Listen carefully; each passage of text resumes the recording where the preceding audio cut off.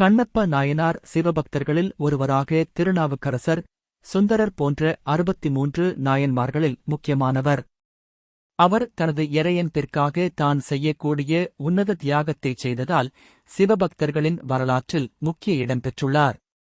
கண்ணப்ப நாயனாரின் வாழ்க்கை. கண்ணப்பர் சிறப்பாகவே திருப்பதி அருகே இருக்கின்ற சாளக்கிராமம் என்ற கிராமத்தில் பிறந்தார்.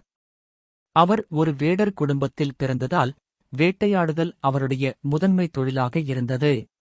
அவர் வேட்டையாடி உணவு தேடும் வாழ்க்கை வாழ்ந்த போதும் சிவபக்தி அவருடைய மனதில் ஆழமாக பதிந்திருந்தது. சிவபக்தி மற்றும் அர்ப்பணம்.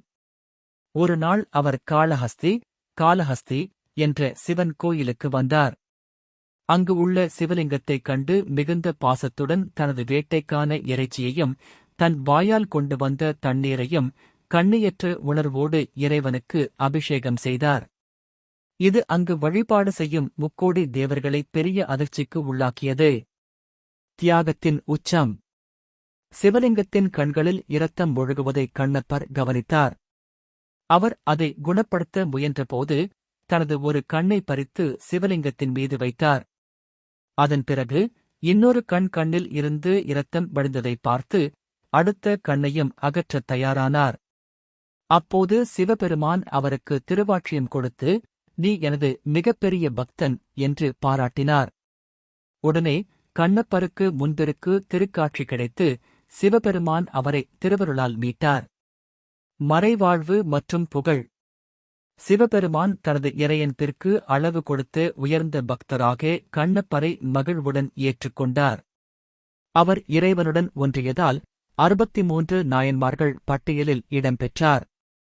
பிரசித்தி பெற்ற கோயில். கண்ணப்ப நாயனாரின் பக்தியை நினைவுகூரும் முக்கிய இடம் திருக்காளஹஸ்தி, ஆந்திர பிரதேசம் கோயிலாகும். பாடல்கள் மற்றும் தெய்வீக மரியாதை. திருநாவுக்கரசர், சுந்தரர், திருஞானசம்பந்தர் போன்ற நாயன்மார்கள் இவரை புகழ்ந்து பாடியுள்ளனர். தமிழ் கண்ணப்பன் என்று அழைக்கப்படும் இவரை பலரும் உயர்ந்த பக்தியின் உருவகமாக பாராட்டுகின்றனர்.